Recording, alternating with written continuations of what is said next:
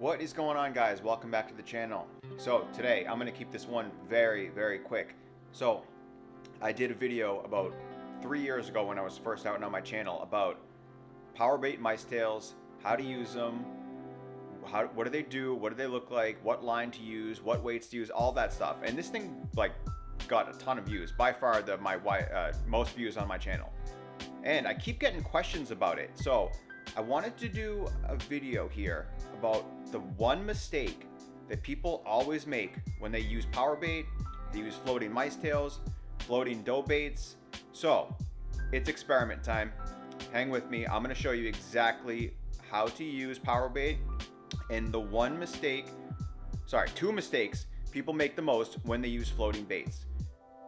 I'm going to show you both those mistakes right here, right now. So let's go to the table here. All right, so what I have here is a small hook, 1 Powerbait egg, 4-pound monofilament line, okay? Very important. Notice what I said. Small hook, light line, 4-pound line, okay? So what I have here is a little vase full of water. Now, if this is rigged correctly, this will float, okay? You need Powerbait to float in order to catch trout. Trout are not bottom feeders. They mostly feed 1 foot to 2 feet off the ground. So your bait needs to be presented in their strike zone for them to see it.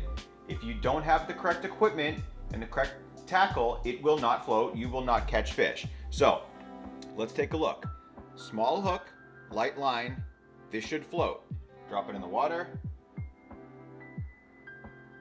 Let's take a look at that. Right there. It is floating right on top of the water where it should be. And ideally, what you would do is you would have a split shot, probably, anywhere from 18 inches, a foot to 2 feet, depending where they are. So the split shot will be on the ground and the bait will float up that distance. So if you're trying to fish a foot off the bottom, put a weight a foot from your hook, your bait will float exactly a foot off the water, okay? That's important because trout aren't always in the same spots. Sometimes you're going to have to vary your distance from the ground. So you need to, I like using split shots for that reason, so you can slide them up and down your line as needed. Some people like using weights, but then you have to retie your leader line every time you want to change distances. So good rule of thumb is to start with a foot, increase 6 inches if you're not getting bites, and keep going until you get that bite. It also depends if you're fishing in a shallow river. Sometimes you might not even need a foot. You might need 6 inches if the water's real shallow. So something to keep in mind. But again, this bait must float in order to catch fish. So that is why the small hook is important. If you have a heavy hook, that's going to sink right down to the bottom, as I'll show you right here. My next setup here, this is a bigger hook, and again, not a giant hook at all. Just you might think this is tiny. If you're used to bass fishing and stuff like that, this is a tiny hook, but this is a big hook for trout, okay? And this is 12-pound monofilament. Watch what happens when you try to fish Powerbait with too heavy hook and too heavy line. Let's get that all the way in. And look at that. It went all the way to the bottom. You can't see it floating. It is not floating because it's sunk, okay? That is the #1 thing people screw up when they fish for trout.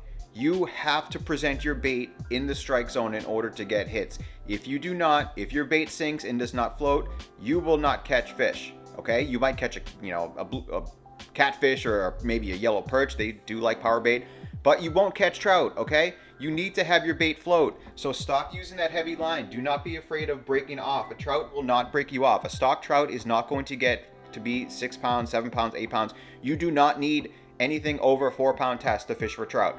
I'm serious. You're not going to lose fish. So don't be afraid to use light line. Very small hooks.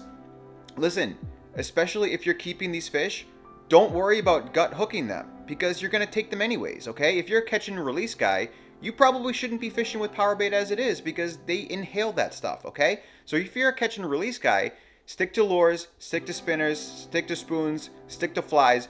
Don't use live bait. Don't use Powerbait unless, You can use power bait when you're catching and release, but you have to be quick with that hook set. As soon as you feel a bite, you have to set it right away, lip hook it, or else they will swallow it and they will die. So if you're not worried about that, if you're keeping fish, you're trying to get your limit of 3 fish, light line, small hooks, floating bait, good luck. See you out in the river.